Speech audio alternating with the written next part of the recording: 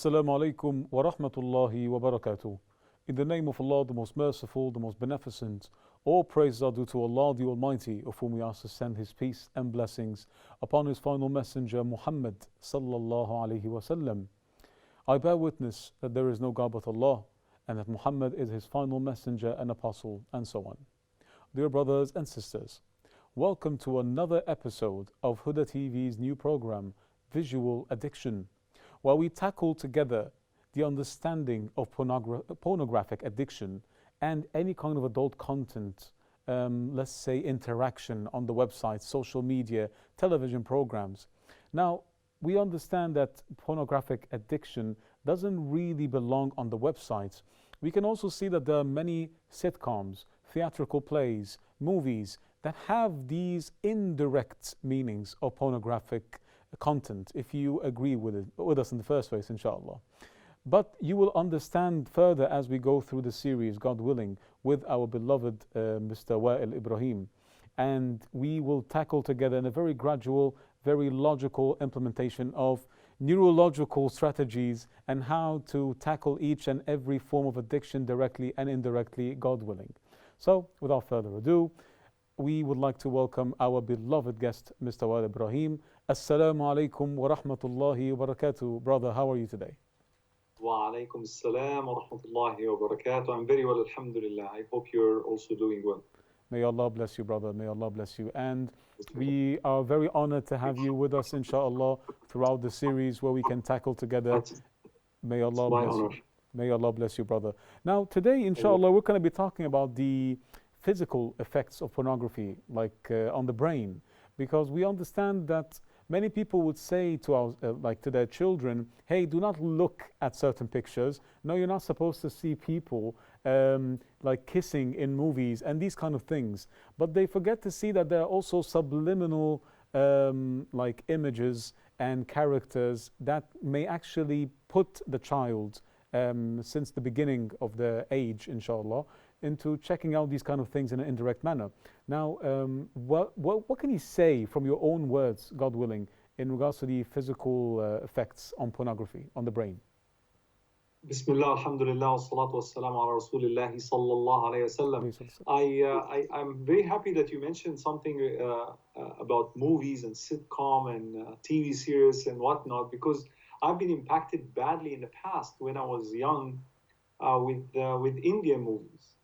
And this is a story that I always say on the stage whenever I have the opportunity to talk about visual addiction. I'll tell them that when I was young, I used to watch Indian movies a lot, like a lot.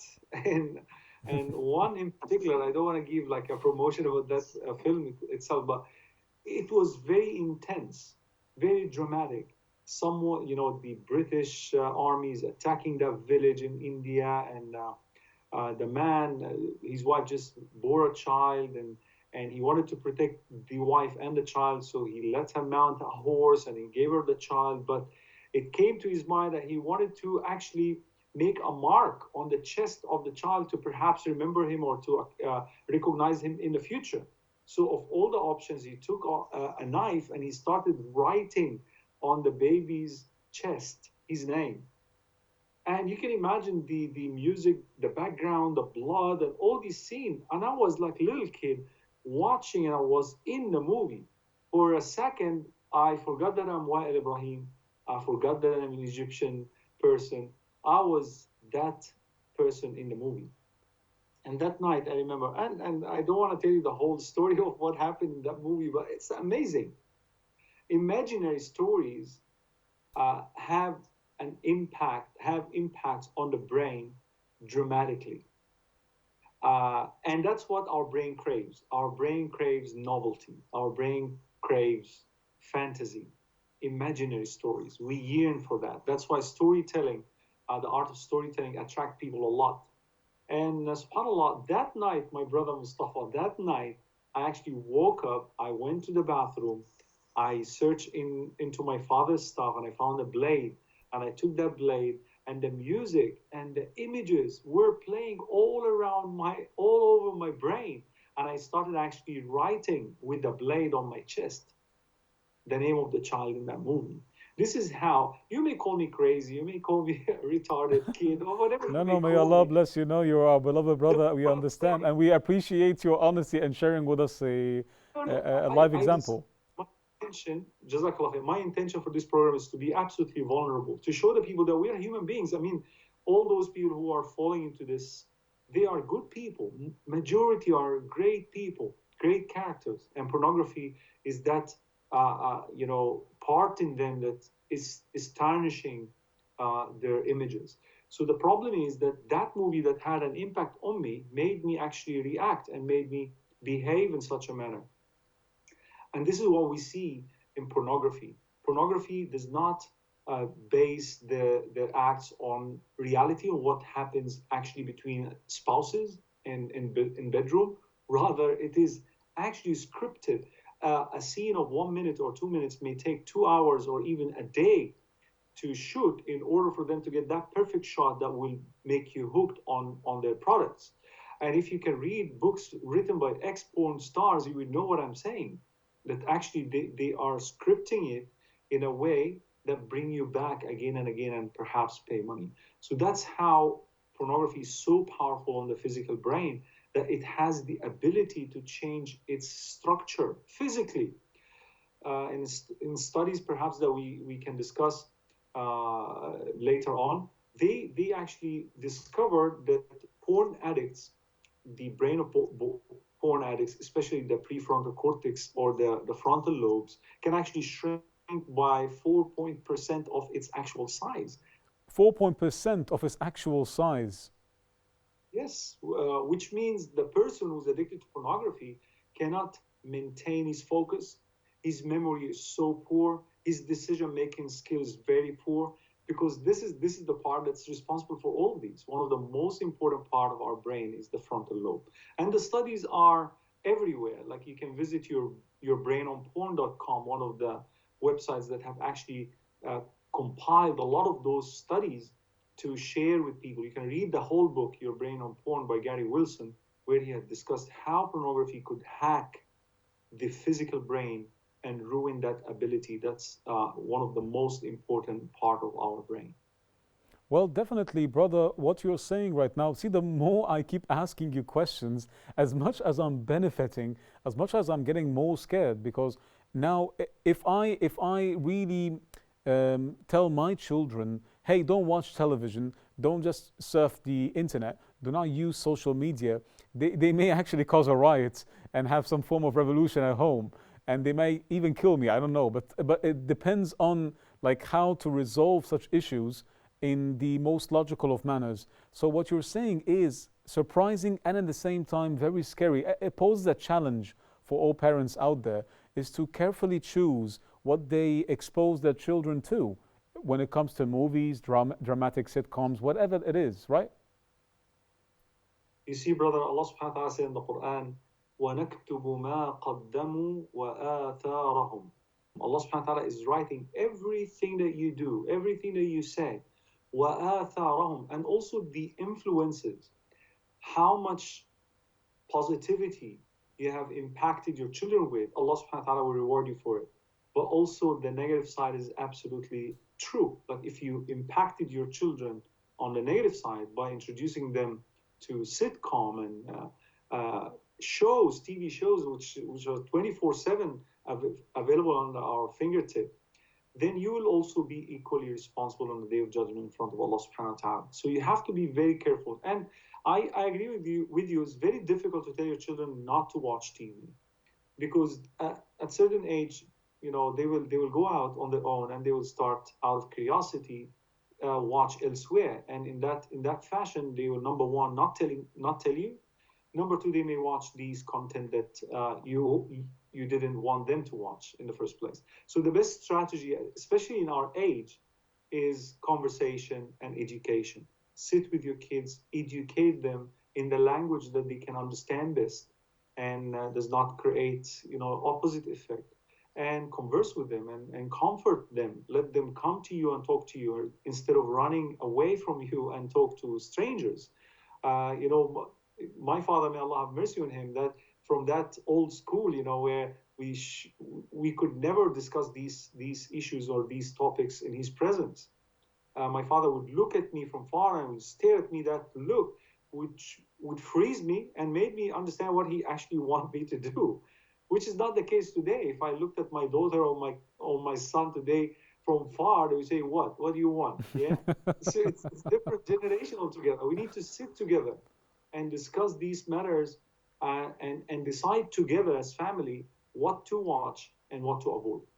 MashaAllah. First off, you made me really understand the differences of both generations. May Allah have mercy on your father and grant him paradise of the highest degrees. Allahumma ameen. And protect your children and the entire Ummah's children as well. Now, definitely what I've also seen from the statistics, Mr. Wa'il, now in the University of Cambridge, they've actually had this statistical analysis they made on test subjects, and they found that there has the same effects regarding porn addiction, the same as well in drug addiction. So what are your statements for that? Yeah, because addiction follows the same pattern and the same cycle. And it attacks the same center, the reward center of the brain.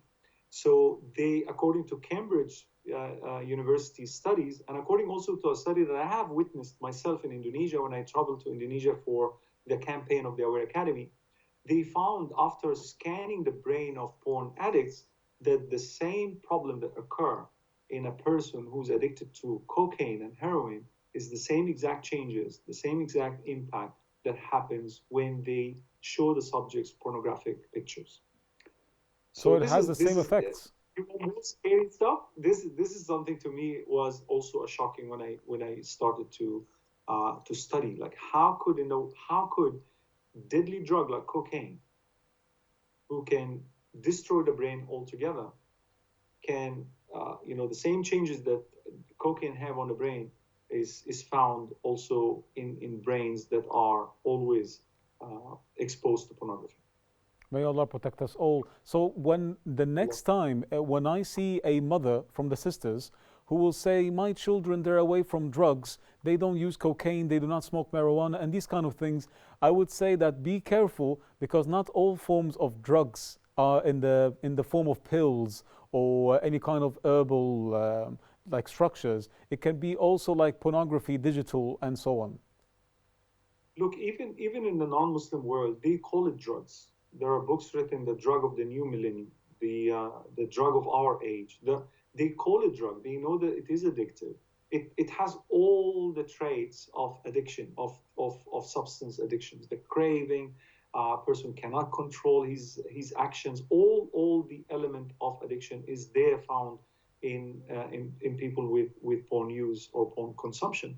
So as the mother or the father care enough and worry about their children not to smoke, not to have marijuana or this or that, they should also worry about what content, what visuals do their kids consume, whether on their devices or on their TV. We must be leaders within our houses. We must know what exactly is getting into our children's brain. What do you say, Mr. Wa'il, in regards to the parents who may not really know this from the first instance? Like it may take some time until one of them or one of the children or teenagers are exposed and so on. And with your permission, after when asking this question, inshallah, we'll get back from the break and maybe you can have to answer this question with your permission. Is that okay with you? Absolutely. All right. May Allah bless you, Mr. Wa'il. Dear brothers and sisters, inshallah, we're going out for a very short break. And once we come back, our brother, Mr. Wa'il Ibrahim, will answer the question, God willing. So stay tuned and stay pious.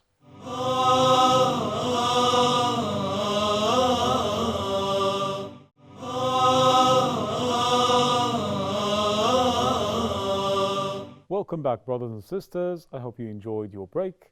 And inshallah, before going to the break in the first place, we've asked Mr. Wa'il Ibrahim a very important question, and that was that parents would tend to know that their children or teenagers would know that late in the future, not entirely like within 1 year. Maybe they may find out after 10 years that their children and teenage sons or daughters have been exposed to such profanity or such environmental pornographic adult content, and we don't want that. So inshallah, Mr. Wa'il, with your permission, we wanted to know your answer to this one, because it'll be too late, I believe, that the damage will have been done.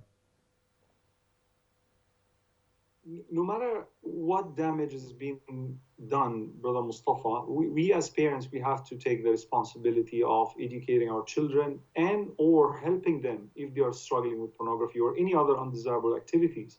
So whether you wanted to educate your children from day one, which is absolutely recommended, as we will see perhaps in the next episode when we invite with us an expert who's been working for 30 years with children in that space, or even late in life. So long as our children with us in the house, they live with us in our homes, it's our responsibility to educate them. And it's also our responsibility not to react aggressively when we see them having this, having being hooked on pornography, because once we do that, they will never actually share with us their activities when needed. I was talking to a client, and subhanallah, she is, I think she was 18 or 17, a student, and she was carrying that guilt for 5 years, and she felt so much relief when she went and talked to her father. Not only that, but the reaction of her father was amazing. He said, no problem, we all make mistakes, let's sort the problem together. And as a result, she said, now every time I have the urges or every time I have those tendencies, I go and talk to my father. And that's the solution. You have to have an accountability partner, someone who will care for you and help you and assist you. And if we as parents don't do that, who else will? Definitely. May Allah protect us all. And I love what you said very beautifully, Mr. Wa'il, is that, the father, he didn't attack the daughter. He didn't criticize her. He didn't ground her or anything like that. He simply showed her that as a father, I am your companion in life. I'm here for you to encourage you, and we all make mistakes. So definitely there's a big difference when dealing with our children that, hey, instead of making you afraid from lying, making you love to become honest. That's a big difference in style or method. Don't you agree? Absolutely. And I hear all sort of, I'm a student counselor. I talk to young people all the time. I receive the emails, I receive the text messages, they reach me out everywhere. And subhanAllah, some they're very smart. They're very smart. They are observant. They look and see how you behave as a father, as a mother, and then they complain about your behavior.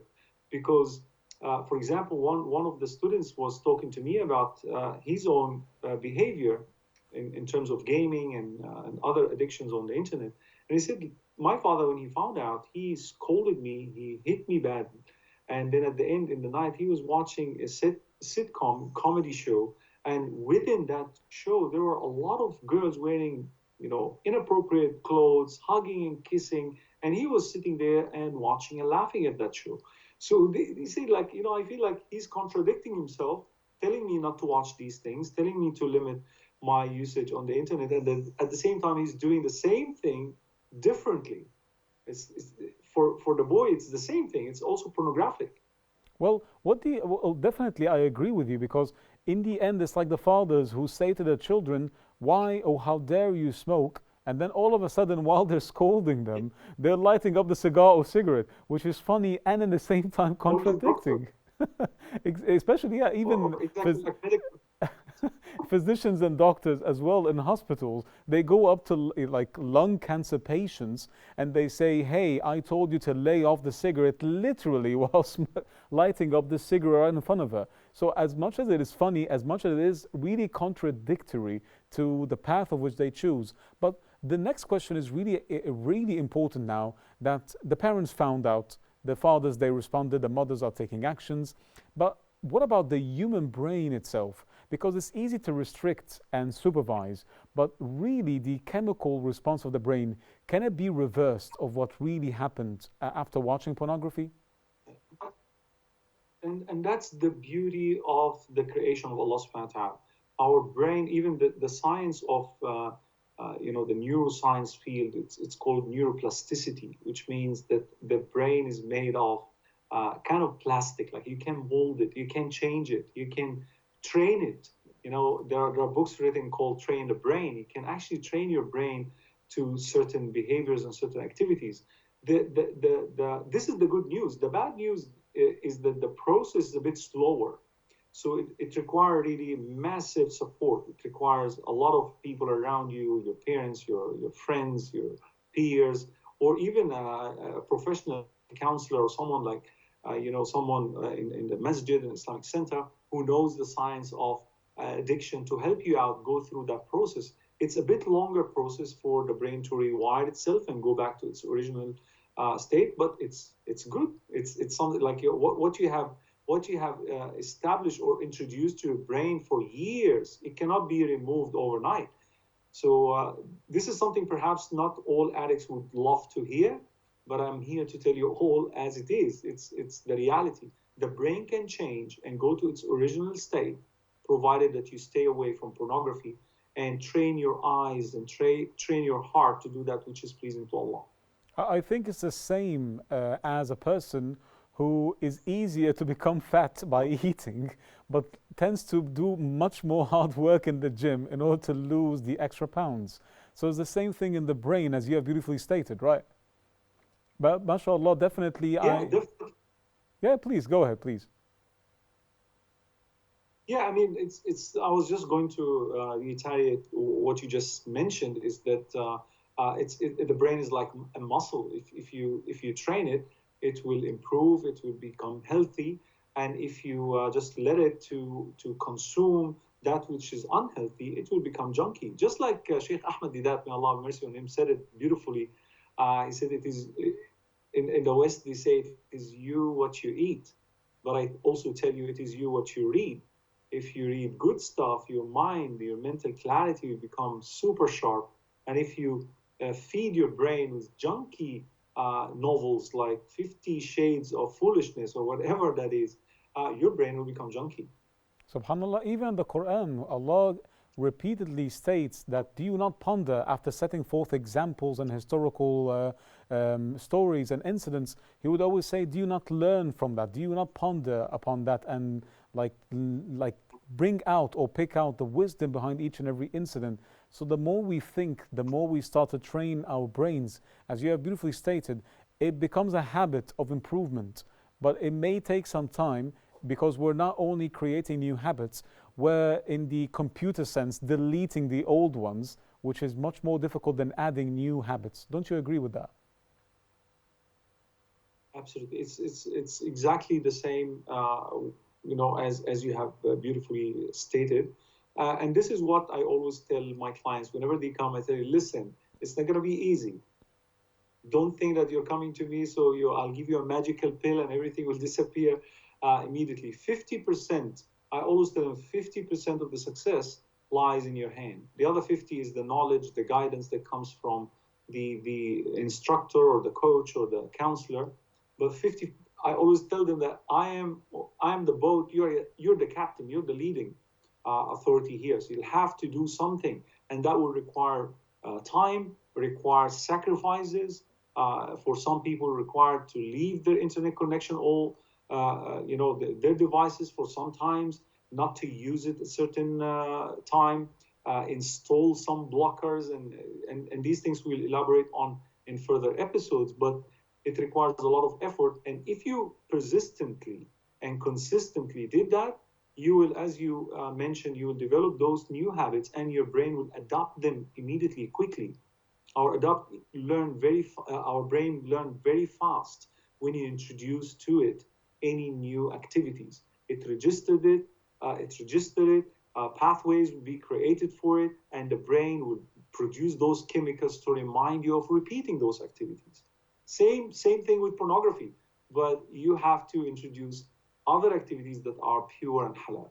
May Allah bless you, Brother Wa'il. MashaAllah, very, very beautifully and very influential as well, because I'm actually having a role play in my mind to start planning out for the children how to be put on a straight, educational and cultural path, God willing. So with your permission, Mr. Wa'il, could you, because we want to conclude the episode with your words, that what do you advise for the parents to do? I would advise not only the parents, but also I wanted to send a word of love and compassion and some comfort words to those who are struggling with pornography use and consumption. It is your time to reach out to those whom you're close to, those the closest to your heart. And I would not see any closer to your heart than your parents, your spouses, your close friends, perhaps some relatives. Reach out to them and say, you know what? I messed up and I need support and I need help. And believe me, 90% of the time, because some 10% are always the exception, 90% of the time you'll find people supportive, whether parents or people in your circle. But don't waste any more time. Enough what you have already wasted. I know people who've been addicted to pornography for 40 plus years. And when I met that particular man, I said, hey, 42 years, come on. Where was pornography at that time? He said, no, I was a photographer.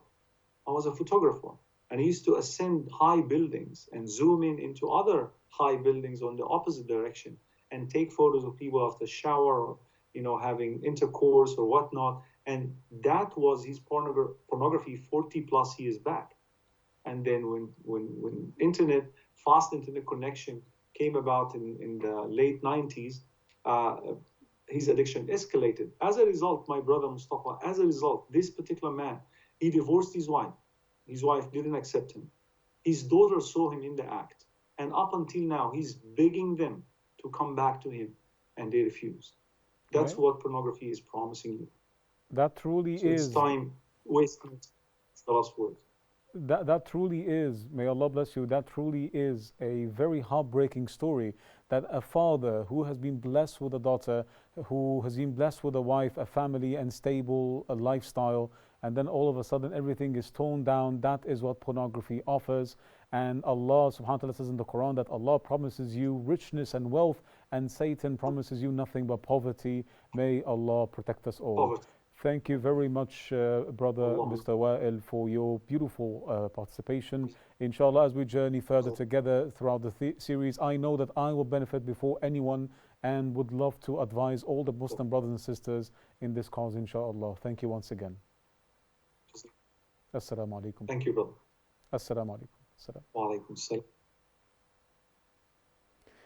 Brothers and sisters, we saw together how a person can lose his entire life, because in the end your pillars of your life and meaning is starting with a family. You have a progeny, you have to submit to Allah the Almighty, because Allah, as stated in the Quran, He promises you nothing but richness, wealth, happiness, everything positive in your life. But Satan promises you nothing but loss and poverty. We ask Allah the Almighty to protect us, to protect our children, because none is safe from the cunning plan of Satan in this world. So we have to always ask for Allah's protection. May Allah preserve our faith, cleanse our hearts, and clear our minds of such perverted thoughts and fantasies. Allahumma ameen. Until then, brothers and sisters, stay tuned with us with more episodes of Visual Addiction, and Assalamu alaikum wa rahmatullahi wa barakatuh.